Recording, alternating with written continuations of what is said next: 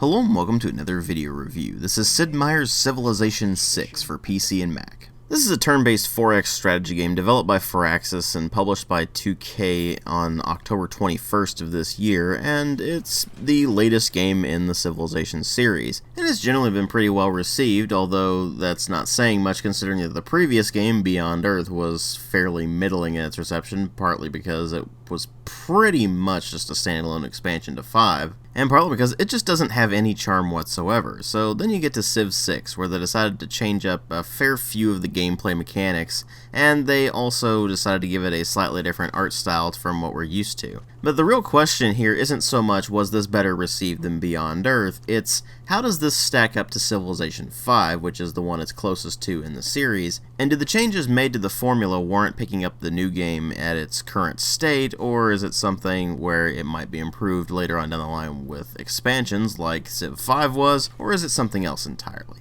Let's go ahead and delve into this thing and find out. Well, as far as presentation goes, they've gone for a semi-cartoony art style that reminds me a lot of Pixar animation, actually, in particular with the leader animations, and they've done a pretty good job with it for the most part. While it's certainly not impressive from a visual quality standpoint, there's a lot of nice touches with the visuals that really do make it stand out, like the way that the map works. As you've been seeing throughout this video, whenever there is fog of war on a particular area, it looks like the map is actually a paper map that is kind of taking on a sepia hue. It's pretty cool how that works out. And everything being fairly bright and colorful definitely helps it out quite a lot, because let's face it, the texture quality isn't all that great except on the leader animations, and the actual environments themselves aren't particularly impressive from a visual standpoint. But at the same time, the game isn't bad looking by any stretch of the imagination. And luckily enough, the lessened emphasis on visual quality means that the game will run very well on a wide variety of systems. This is actually arguably the most stable Civilization game to date on launch. I have yet to run into a single crash, although I have heard reports of that, and the performance has been rock solid throughout, so they've done a fantastic job with that. And this being a 4X strategy game, you really don't need some very high-end visuals. It's just not going to do much to enhance the experience. What would enhance the experience, however, is a bit of an interface overhaul, particularly with regards to the actual controls themselves. See, while they tried to keep a lot of the interface out of the way, where it'll pop up on the sides of the screens whenever you're messing around with it, they have this message system that just gets in your way constantly. And more annoying than that, for some reason the switching between units this time around is a bit messier. They've decided to make it so that you can switch between units whenever you input commands to one of your units that's awaiting orders. Which sounds handy until you realize that it'll automatically switch you over to a unit that's completely across the map for no discernible reason. This means it can be a bit of a pain actually getting your units to do what you want them to, because the camera will start swinging all over the place and send your cursor careening off to where you don't want it to go. And that gets pretty irritating. I've had quite a few turns where the builders in particular were supposed to build something in one position, but the way the camera operated, it sent them careening off to another direction. And while that could be improved later on down the line, in its current state, it just ends up being irritating. And more often than not, I find myself accidentally clicking the wrong thing. Instead of clicking on the city to send my archers to attack it, for example, it'll register that as actually clicking on the city name and trying to contact the owner of that city, which is entirely the opposite of what I'm trying to do in that situation.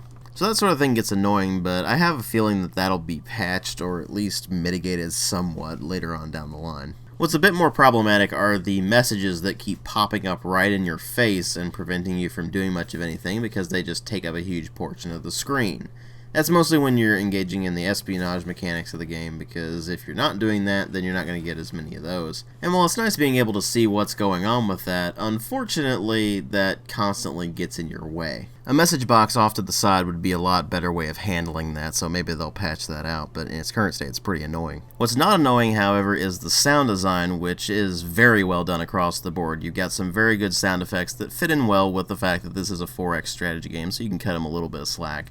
Even then, they've done a pretty decent job with them, compared to even Civ 5. Still nothing to really write home about in that department, though. What is worth writing home about, however, are the soundtrack and the voice acting. They got actor Sean Bean to do the narration for this particular game, and he does a very good job with it. You could tell he was definitely into the lines he was actually saying, as opposed to just kind of phoning it in, and it really does help the game out quite a lot in the long run. Chemists, museums. are on the front lines of the fight for culture, of good with evil, in any case, of the fight against platitudes and primitiveness.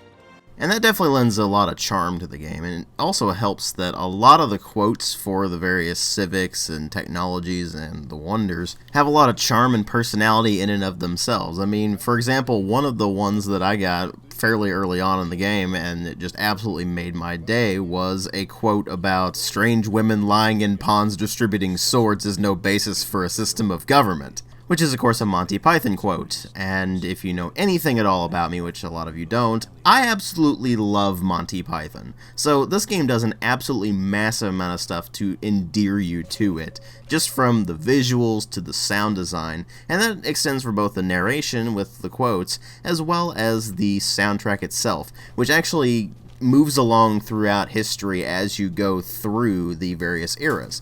Starts out fairly simple in the ancient era, and then by the Middle Ages and the Renaissance you get more of that sort of classical inspired stuff, and then you get to the modern age and it's more modern styled music that really does fit everything very well. They did a really good job with it. And it pays off dividends in the long run because, again, this game just does so much to endear you to it in terms of its personality. Which is probably a good thing because when you get to the main parts of the game, the story, or rather lack thereof, and the gameplay, then that's where the issues start to show up. Now before you get your torches and pitchforks ready, just bear this in mind. The problems that Civilization 6 has are mostly all stuff that could be fixed with patches, actually. The religious victory needs a bit more reworking than simply a quick patch, but most of the issues in this game are patchable rather than requiring expansions or DLCs to fix. That is not something that Civ 5 or really any of the previous Civ games to it have really experienced. Because right out of the box with this, you are getting a fully featured Civilization game, complete with mechanics that were put in the expansion packs of previous games, with a pretty strong amount of content right out of the gate, although I'm not really a big fan of the way they did the Aztecs. The Aztecs were included as a pre-order bonus, but in a weird way because they're not actually pre-order exclusive or purchasable DLC. They're actually a free DLC that they just gave you early access to if you pre-ordered it. Really not a fan of that sort of practice. It's just withholding content to incentivize pre-orders, and pre-orders are really not a very good thing unless you're doing what I'm doing here, which was a calculated decision. But here's the thing, even though this is arguably the most fully featured Civilization game on launch that they've put out, it's still missing things from Civ 5, and some of the changes made from Civ 5 really aren't that great. So to give you some prime examples, religion is basically carried over from the way it worked in Civ 5 Gods and Kings. The primary difference being that it's first off in the base game, and there's a religious victory now, which is literally just to convert every city in the game, basically. It's really not that hard to do when you start to think about it. It's just that when you put it on the really high difficulties, a religious-minded Civ is going to be absolutely spamming everything possible when it comes to the religion, and you're going to end up with some really goofy situations. It's entirely possible to found a religion in one turn, and then the next turn it will be eradicated because the enemy used a bunch of apostles and inquisitors and such to just erase it. That sort of thing is just downright absurd, and the religious victory itself ends up being kind of stupidly easy to get if you play a religious-minded Civ. So after a while, I just disabled the religious victory entirely simply because I was tired of Civs just going for nothing but that and it becoming a real hindrance to actually enjoying the game. Once I did that, the rest of the experience started to come together, but at the same time, some of the other issues started to really become blatantly apparent. But before I get into that sort of thing, what I'm going to talk about is the main changes they made from Civ 5 to Civ 6. In Civ 6, you now have districts that you can build, which all house buildings of a certain type.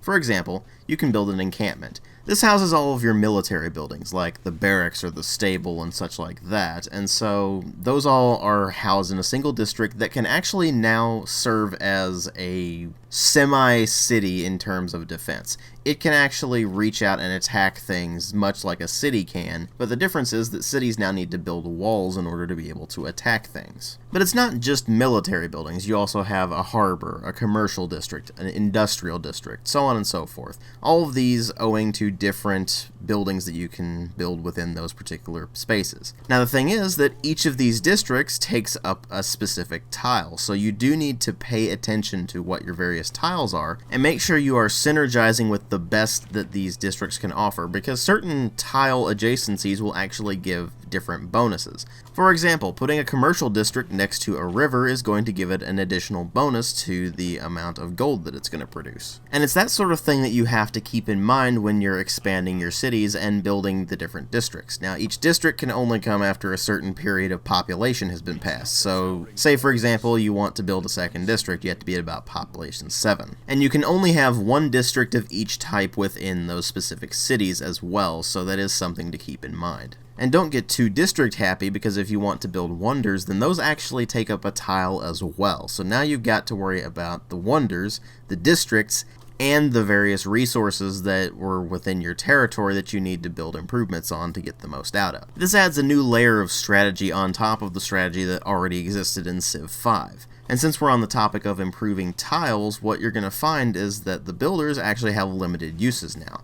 So that's something to keep in mind. You need to be very strategic with the way you use your builders, instead of just doing what you did in Civ 5 or before, where you would just have a few builders and they would just constantly be building stuff. At first I was kind of concerned about that, but then the more I played it, the more I realized it really doesn't affect the game negatively. It's just an additional thing you have to keep in mind, so you need to be more strategic with the way you actually build things, instead of just going the old route and improving literally every single tile. Now the other major change came in the reintroduction of the Civics system. Those of you who played Civ 4 will know that Civics were kind of a pain in that, because you had a bunch of different options, and then you would just select whatever you wanted to use in a particular situation. Same kind of thing applies here, except that now you actually have two different research tracks. One of them is the Civics, one of them is your technology tree. And both of these actually give you different bonuses. And the Civics now actually will give you additional buildings to build, as well as all these different perks that you can get in the Civics themselves. You also have governments that you can research in order to get various slots in order to put these civics in. It's basically a card system, and at various points throughout the game you're going to be switching back and forth between different policies that are going to better suit your civilization at whatever point you're going to be at. That said, you are going to most likely go in a pretty specific pattern when it comes to the governments themselves, depending on which particular type of civ you're playing. If you're a militaristic civ, you're going to go for the government types that give you more military policy slots, for example. Now, the government options themselves are just researched along with the actual civics, and they are in a pretty specific pattern. You have the 3 different tiers, each of them having more policy slots than the last. So there's a fairly straightforward progression with the actual governments themselves. It's just that the civics give you quite a bit of flexibility in what you want to do with that. So it actually ends up being a better system than the civic system in Civ 4, and that's a good thing, because the civic system in Civ 4 was pretty much tacked on when you really get down to it. And thematically, it's pretty interesting to see that you have the technology tree that you're researching alongside the civic tree, so you're basically seeing how technology and society evolve over time. That said, it is another thing to keep track of, so your mileage may vary a bit on that. Now, there are other changes that were made to the Civ 5 formula that are a bit more subtle, like the military changes that they made. In addition to the way the districts now influence the barracks and all that sort of thing, they also have support units that can be stacked with other units.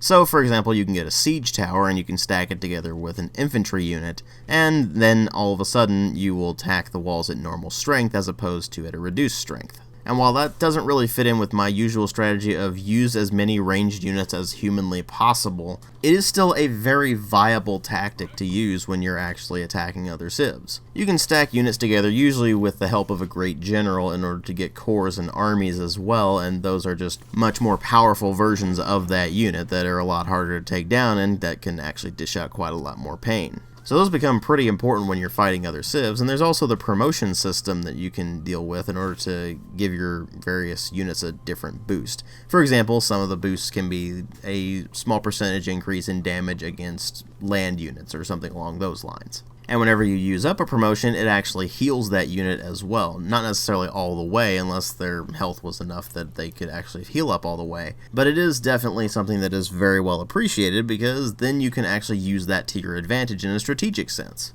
Sure, it makes that unit only be able to use that promotion in that particular turn, but at the same time, you're basically keeping it from dying. And I've used that to great effect many times, some of which you're seeing in the footage that I'm showing you throughout this video. And there's all kinds of quirks that you can use to your advantage, but that also brings up the game's absolute biggest problem, which is the AI. The AI is, for lack of a better term, pretty stupid. Higher difficulty settings don't really improve things because while they do give the AI a bunch of cheating bonuses like giving them massively increased production and such like that, it doesn't actually improve their AI any. So what you end up finding is that you're running into the exact same problems on Deity that you were running into at Settler difficulty, and that is that the AI is just kind of broken right now. Whether you're talking diplomacy and relations or outright warfare, it doesn't really matter. The AI doesn't know how to handle either of these things. Your relationship will steadily get worse with a nation and you'll have absolutely no idea why because the game doesn't really tell you.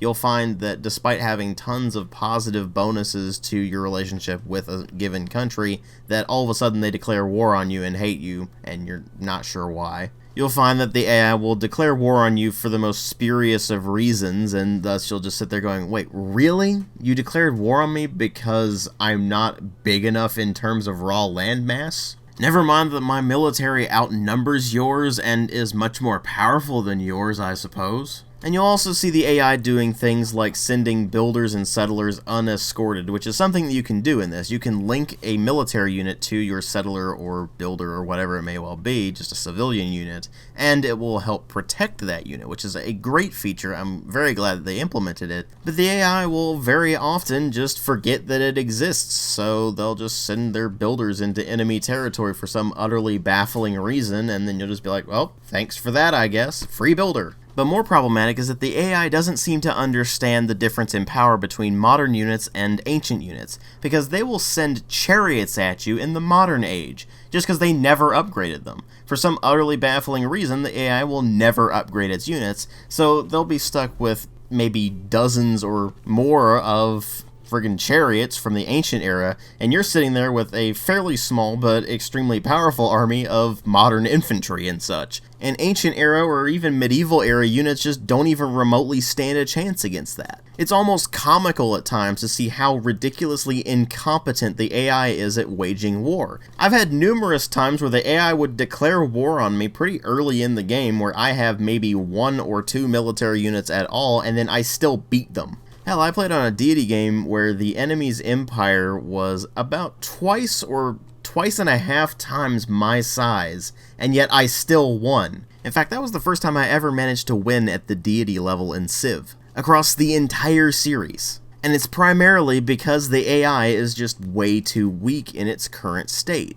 Now, I would say that this completely ruins the game, except that it's actually fixable. They could fix the AI, and they could do it with simply patches. In fact, most of the issues I have to complain about here are things that actually can be patched, like the AI, like the religious victory, make it a bit more difficult, although they may have to put in an expansion pack or a DLC to fix that, for all I know. It may require a more substantial overhaul of the religion mechanics, but again, I don't really know for sure on that. It is still fixable, though, either way, and really any of the bugs and glitches that are in the game, which there aren't really all that many of, I have to say, which is very well appreciated, but even those are fixable via patch as well. Balancing tweaks can all be done in patches as well. I mean, for example, Scythia is kind of ridiculously overpowered right now because Saka horse archers are incredibly powerful units in the earliest parts of the game, not just because they're actually horse archers that are a bit more powerful than usual, but also because you're Scythia, and Scythia gets 2 light cavalry or 2 ranged cavalry units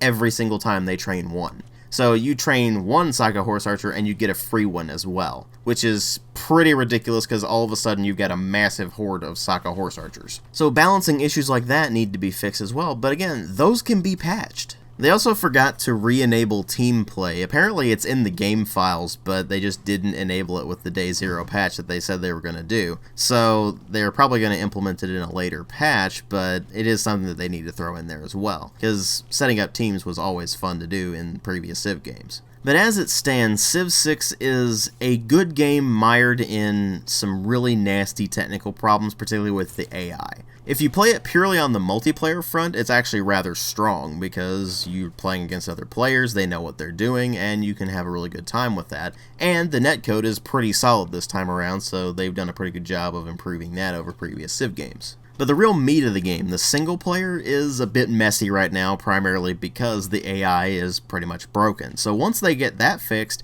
I can see Civ 6 becoming a very, very good Civ game. In its current state, though, it's just good. Which is disappointing, but it's disappointing in the way of, well, yeah, it's not what it could be right now, but they could fix it, and they probably will fix it.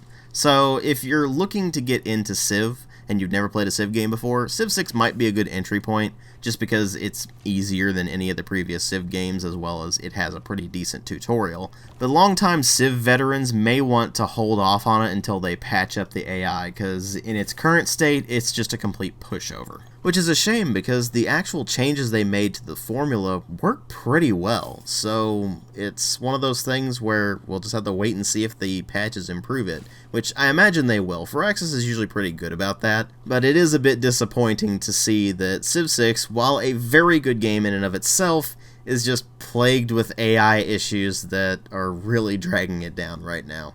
Because if it didn't have those, it would very easily be something I recommend. As it stands, I'm saying wait until they patch it, maybe wait until an expansion, but if they do manage to patch up the AI and make it considerably better than it is, and make that relationship system where the other civs will just gradually grow to hate you more transparent and more actually reactive to what you're doing and that sort of thing, then I could see it being something I could very easily recommend. As long as Civ games are your kind of thing, or as long as you're trying to get into the series, because this is really the easiest point to get into the series, unless you count 5, which was pretty messy on launch and has only become kind of a veteran game at the expansion level. So for the time being, you may want to stick with Civ 5 if you already have it, or if you were looking to get it. But keep an eye on Civ 6. It's definitely a good game underneath the issues, it's just that the issues need to be fixed for it to really flourish. I ultimately give it a 3.5 out of 5 with that stipulation.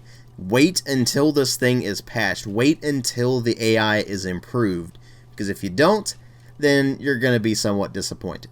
It's not a bad game by any stretch of the imagination. It is still a good game in and of itself. It's just those AI issues in particular just drag it down considerably. Thanks for watching.